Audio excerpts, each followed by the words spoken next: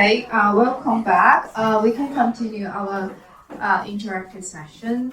Okay, so now we move on to the next question about wine selection in Portugal. Not in Portugal. Okay, so as I said earlier, that I found that when I visited Portugal, I found out that Portugal has over 250 ingredients, indigenous grape varieties.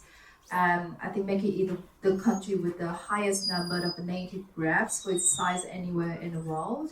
So they must present both an exciting opportunity and a real challenge for your business, I think, because you're going to select the wine, right?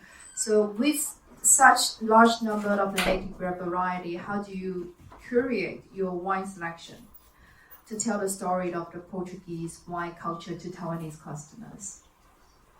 Well, the concept is easy to say, difficult to do. It means I want to have in Tuga the best of Portugal in terms of wine. It means we have 14 wine regions, and in all of them we have good wines. I want the best of the 14. But we also have what we call DOC. They are special rules to make wines on those regions.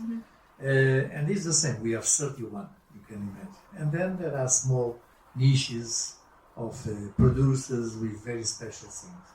And I'm slowly build up the coverage of the totality of my country on that. Then this is hard. I can say we have a point around 450 labels different. And to have this, especially in Taiwan, it's not an easy job. It's not an easy job because Taiwan is not prepared yet to be a hub in terms of distribution in Asia. It means there are hubs where you can bring, like Singapore or Hong Kong, you can import your products and keep them bounded, and you don't pay taxes. And here, when we do the same, if I need this product, I cannot pick up the boxes. I need to pick up the whole bench I bring. Then this is very heavy in terms of cash flow.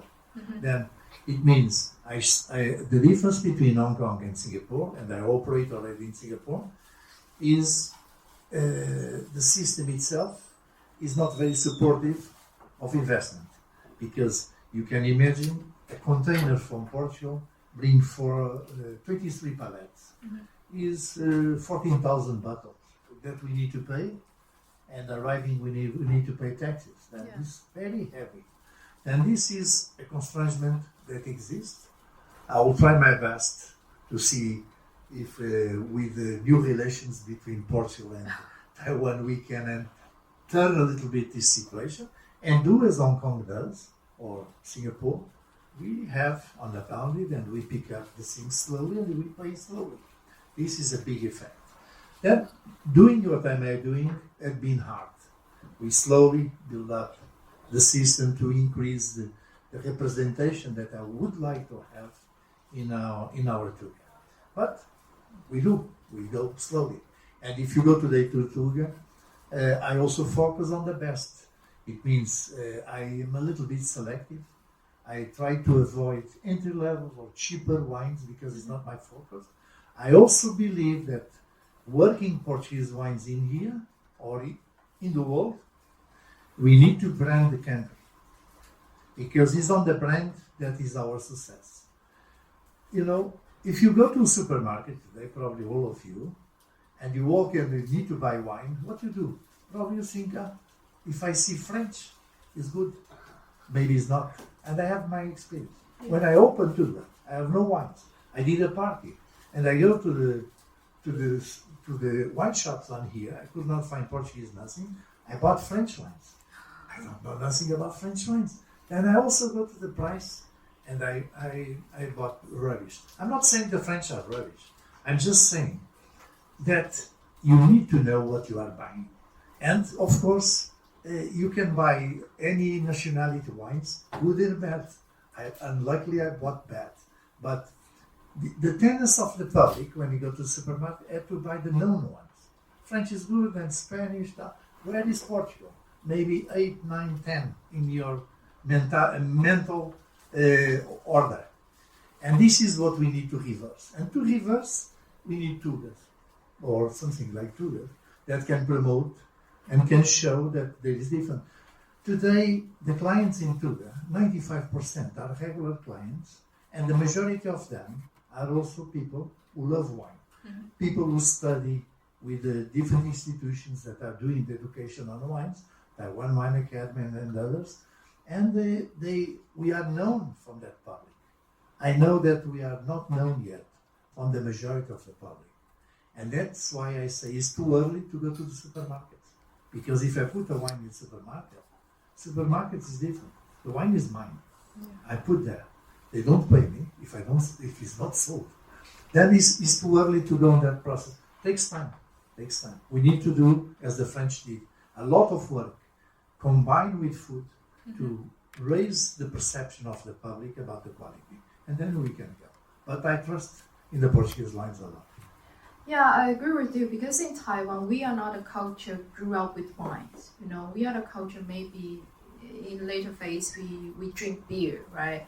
So I agree with you. You're targeting with a certain customers. They really understand wine and I like wine, and they can appreciate how different variety was the Portuguese wine for them, right? So don't go to a supermarket. I agree with that. It's not a good strategy. So another issue is that, as you mentioned, that in comparison to Singapore, Hong Kong, and other Asian countries, importing wines in Taiwan is rather challenging because we have a high import tariff and import tax on that, right?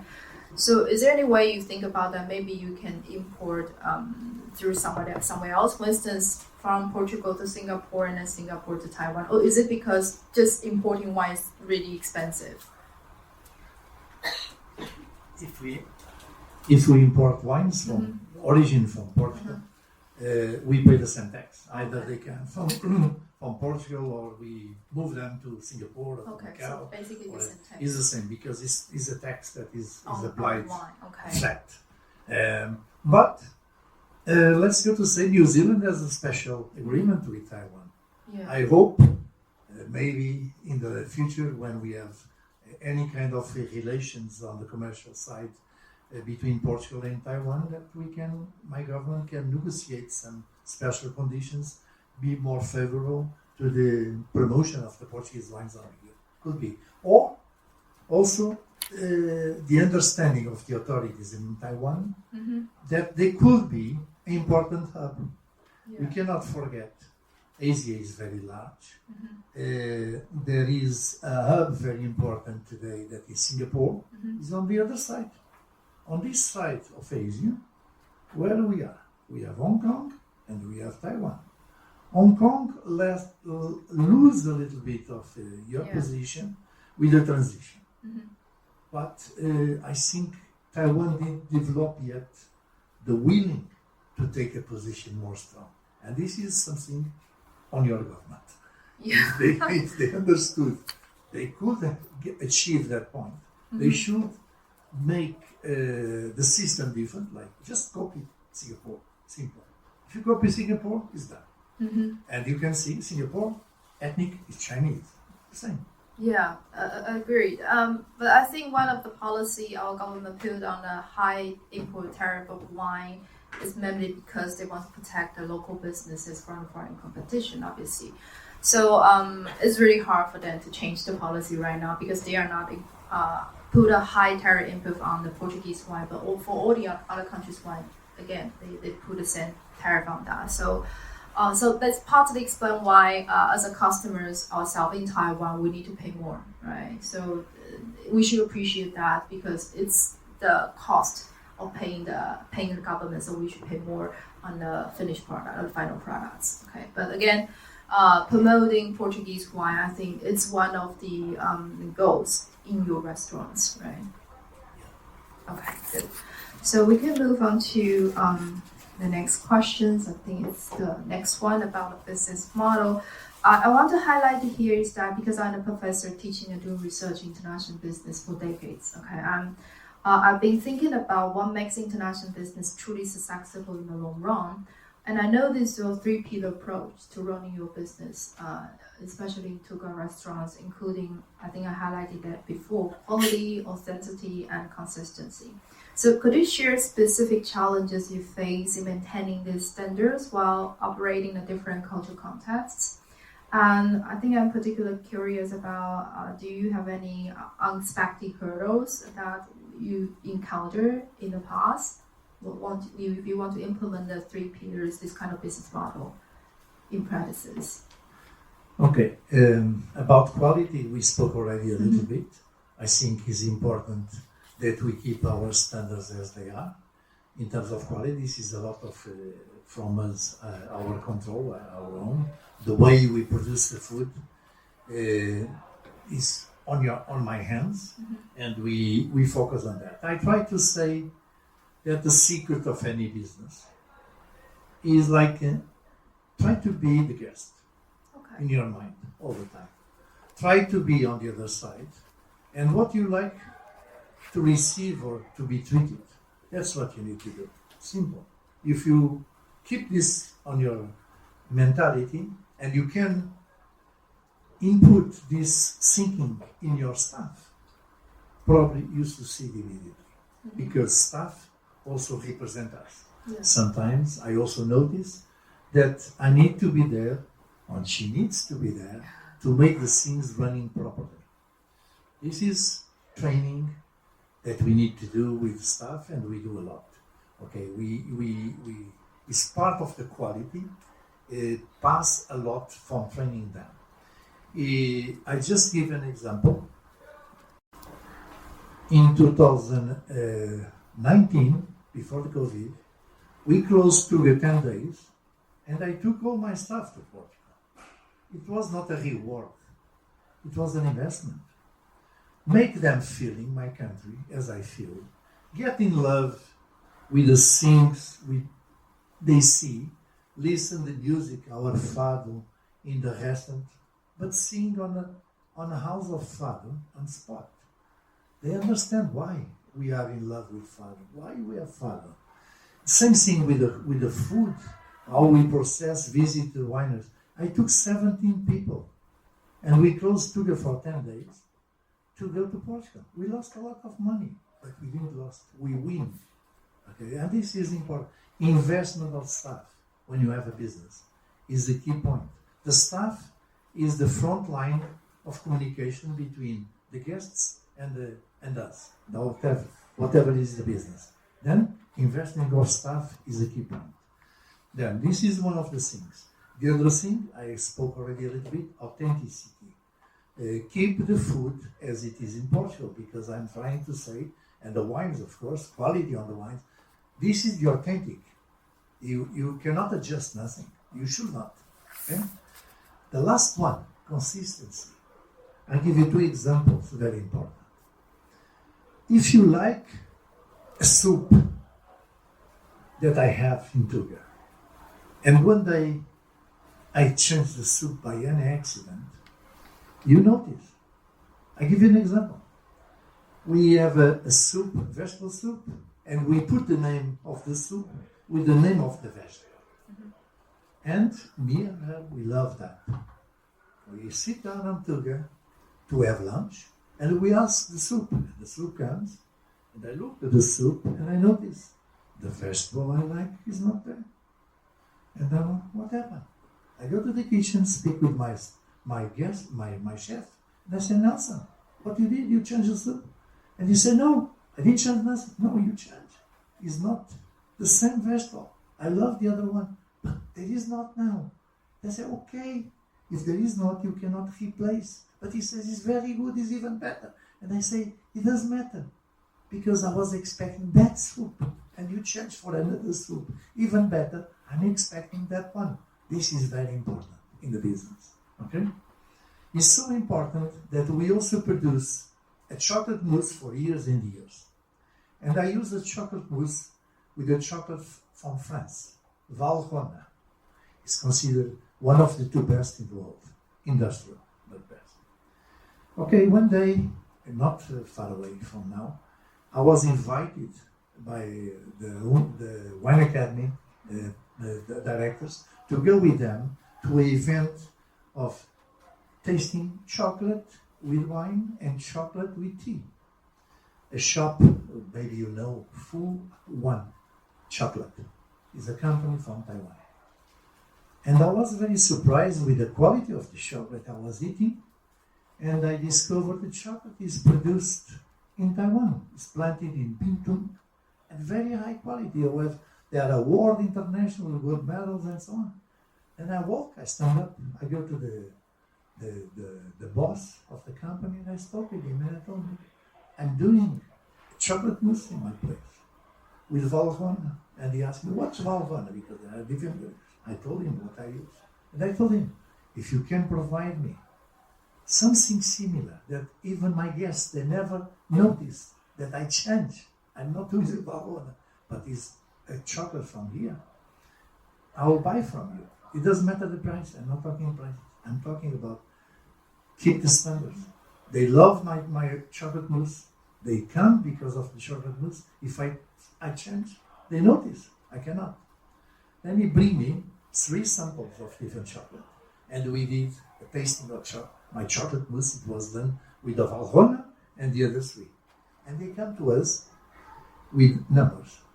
Even them, we are the producers, they don't know what they did. And we understood there is one. You can never notice. Then I change it because that's what I want to achieve on that moment. Consistency. Mm-hmm. And more than that, I change. And I promote it in our menu. It's written there, we are using chocolate produced in Taiwan. I want to support the Taiwanese companies. I don't want to bring French. If it's Portuguese, that's another story because I'm a Portuguese. But we are not producers of chocolate. Okay. Then I'm very honored to have Taiwanese chocolate in our place. What I want to achieve on that time is don't change the consistency because my clients can notice the chocolate is different. And now they don't know. They know if I sell now, we are changing and we use, but in the tasting, they feel the same. This is consistent and is very important. Sometimes it's so important as the quality. Or I don't say, maybe it's more important. I don't know. Yeah, I think that's very good that you explain the different elements that support your business success. The first one is about the quality, of course. The food, the service need to have the high quality. And consistency, I think you explained it very well about how the customer be treated and enjoy the food always the same. Even though you change the ingredient and they will never notice that because you try to keep the consistency. And I think the most important factor, if you are running a restaurant, for instance, you're selling the foreign food in Taiwan, authenticity is always a dilemma challenge faced by many of the owners. For instance, there are many Italian restaurants in Taiwan, like I said. If you really enjoy the food about the pasta, it's always softer in Taiwan. But in Europe, perhaps in Italy, I tried, it's the spaghetti, the taste usually a bit harder, right? So this is the way how you adapt into the local culture, but you should lose autonomy in terms of the authenticity, right? So this is a dilemma. But again, you highlighted that you want to keep the authenticity, that the customers going in your restaurants really enjoy the Portuguese food. I think that's a very key point why your business has been very successful so far. Okay, thank you for sharing. So let's move on to the next questions. So I read about your impressive recognition from the Portuguese government. You actually won the Medal of Merit for strengthening Portuguese cultural ties. So what do you see the business playing a role in cultural diplomacy? So I was wondering whether you think commercial enterprises can sometimes be more effective than the traditional diplomatic channels in building meaningful connection between countries. Because obviously, Taiwan, Portugal, we don't have any diplomatic relationship, right, for now. So how do you build the unofficial one about these two cultures? I think the commercial contacts and business is very important to soft and to create another kind of relationship between countries. And I believe we are on the path of doing that. In Taiwan, we have around 330 Portuguese only, 330. All of them doing business on here, working or married with Taiwanese, either men or women. And we all have problems. I'm married with her. I'm married in Portugal. I could not recognize my marriage on here. The simple reason, in our computers in Portugal of my government, Taiwan doesn't exist. Yeah. All the documentation, it was given from her, where she born and so on, speak about Republic of China. And I married under a girl that is from Republic of China. But now I ask them to give me a certification of my marriage. And they changed in Portugal, and she's born in RPC. Of course she's not. And the authorities of Taiwan that are in Portugal, they don't recognize, they don't accept it. And I understand, and she don't accept it, and I don't accept it as well. Then we have problems, all of us. He's not married yet. He tried, he make a wedding that was cancelled because the same problem. He want to marry in Portugal, make all the party there, he go and come back without. I have friends on here with kids born.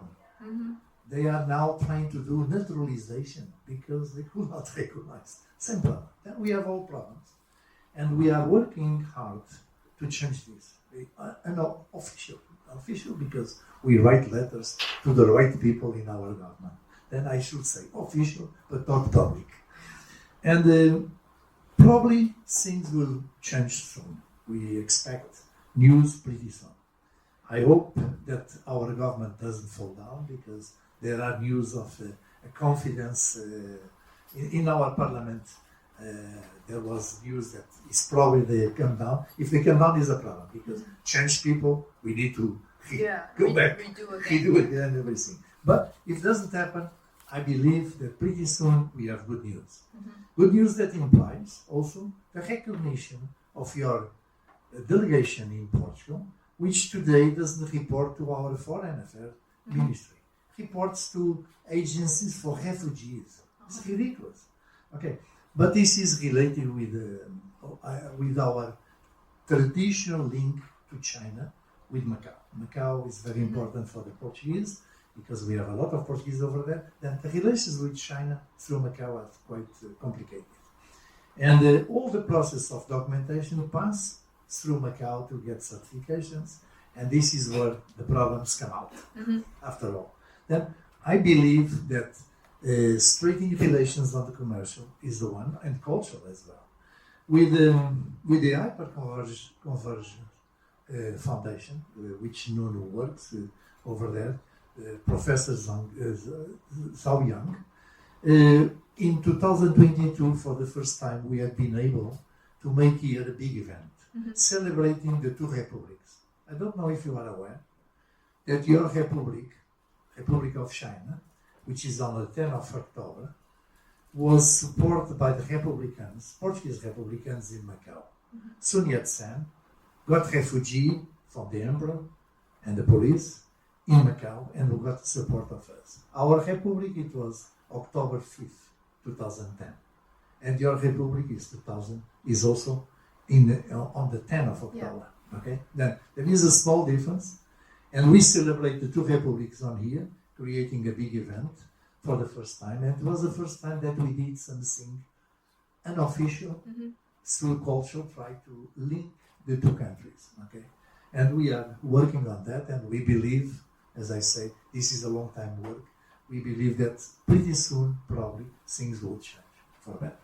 Yes, I believe so. I think that I agree with you that the commercial enterprises can enhance the visibility of Portuguese needs, right? So through the unofficial way, of course. And you just speak up about the marriage and how to get the certificates issued. That's really a big problem right now, right? So we hope you can be resolved soon, right? You've been through made a lot of efforts to do that. So I think it's worth for most of the students here to know about this situation as well. So there are some challenges for the foreigners who really make a living here, but they cannot be recognized officially. So that's a problem. Okay. And the next question is that I think being Taiwanese myself, and I think knowing that most of the audience today, we share the same background. You know, our culture places much emphasis on food, right? And we've been witnessing how food culture has become such a powerful bridge between different parts of the world. So your work seems to be at the forefront of the movement between Portugal and Taiwan. And how do you envision the future of Portuguese-Taiwanese culture exchange, particularly in the realm of food, wine, and lifestyle? Do you have any plan for the near future? I believe that if there are relationships between the two countries, things will change substantially. Yeah. But we need that. Definitely, I think we need that to have a different approach and a jump up on the situation. More than we are doing, okay. In here, even I have a lot of difficulties to import products. You cannot imagine. Sometimes I'm like a contrabandist. I go to Macau, bring products. It's a nightmare because we have no relations. There is no door to import this. We need a door. Open a door in one side to receive someone who bring. This is really a nightmare. That is necessary to go in a process that relationships are accepted and changed on a different way, like all the other European countries. Okay, we cannot forget that the majority of the European countries, they have delegations on here with ambassadors, not with the embassy, but cultural offices or economic offices and so on. And it's through those official entities that the business and everything on the political side can work with until the things change one day. Okay. Okay, so again, I remember you said that before that we did have the embassy or center, Portuguese embassy in Taiwan before, but because of the change of the government, so they removed. No, there was Macau as an office on here officially. Oh, okay. And Taiwan also have an office in Macau. But recently, I think 2 or 3 years ago, this has changed. The Taiwan, Macau was forced to cancel the office on here, and you are facing a lot of problems also in Macau with your office. It's so much that you don't have staff over there officially. You are obliged to use local staff from Macau to run the office online with here. And the situation is very complicated, honestly speaking. Yeah, so if you want to do some matter, you should go to Macau constantly too. For us, Portuguese, we are 330. Anything we need related with documentation, we need to go to the Portuguese consulate in Macau, because it's the one assigned by our embassy in Beijing to handle the people, the Portuguese who live in Taiwan. This creates a big problem for us, as I say. Every document comes with problems, and we are handcuffed completely. It's good to know the fact like that, because I think most people would just don't know about that, how challenging you are. You want to get a documentation and official stamps, but again, it's influenced by the political situation between the two countries, China and Taiwan, right? Yeah. Okay, good. So let's move on to the final questions. So having followed your journey through architect to cultural entrepreneurship, I am inspired by how you created something that transcends just typically beyond the business boundaries. For those of us hoping to follow the similar paths, what advice would you give to the entrepreneurs looking to build cultural bridges through businesses?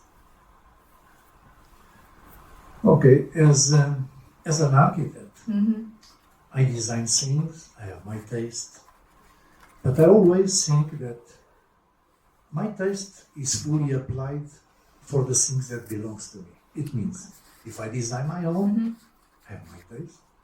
No voice for another voice. Yeah. But if I design a house for you, for instance, I need to listen to you. I need to design that you are going to use. Then I need to respect your voice. Maybe I need to lose time to make proposals until you like something to proceed. Then I always believe that it's very important that we don't impose nothing to the others. Okay? Yeah. And I apply this on any kind of business that you do. I also believe that it's very important that you listen to the other side and try to, as I said, even as to be successful on a restaurant business, you need to have a mindset that you need to put yourself on the other side, on the table, and you are the guest. And whatever you like, that's what I need to do. Or make my staff to do. This is very important. This is the same thing, same principle applied in any kind of profession. And I always believe that you need to put your mind on the other side in any kind of business to understand how can you drive your business to be successful. And if you forget that, maybe you aren't successful. Okay, I think that's, if you're just turning as a management concept, because most of them, they are the first year undergraduate students, a major in international business. And I would say that if you want to start a new business, you need to understand your customer. Who are your customers first? Who are your target customers? Maybe you can't cover all the customer segments, right? So you only target a specific segments of the customer. So for instance, you are targeting a customer whose age is younger, around 20 or 35, maybe you should understand that what it needs, right? Even though you have very good products or very good service processes, again, how to sell your product or services processes to the target customer is the key. The first thing is that you need to understand that, right? So that's kind of according to what you just said about put your shoes to others and you will understand what it needs and what you want to be served and what you want to purchase at the very first place, and you sell the products to them. If you are a management student, I should say there is another thing you can learn. And I learned this with an architect from Hong Kong. Ho In, very famous architect. I was invited. He was doing a design for Galaxy, and I was invited by him to be the local architect, the registered architect. Then I need a team to work with them, to teach them how to work under our laws. Okay, basically, I was not a designer. But it was very funny because when he started the conceptual of the project, he moved around 25 architects from his office to Macau, get out from the space where they are working. He put them for a week in an hotel, and every day they work together. And he invited me to join. And I was surprised with the method he used in his own office. And today, I do the same. What we did is, and that's what I do. When we start a job or anything in your life, you are in any business, you have a requirement of the client, what they want. And we need to follow that. But we split the group in small groups. And every day, by the end of the day, we need to sit down with ideas. And then we comment the ideas. And everybody is equal. And today I do this. I'm the boss of my office. I have experienced architects. I have young architects. On that moment, they are all equal. They can come with new ideas because this is what I want from them. And this is what I learned with In. By the end of the day, we try to combine ideas. The first day, if I have 10 people on board, I need and I expect 10 proposals. Then we start to look and discuss the proposals on an equal basis. We are all architects, in my case, with the same power, even more experience or less experience. Then, by the end of the day, we try to combine ideas to reduce the amount of proposals different.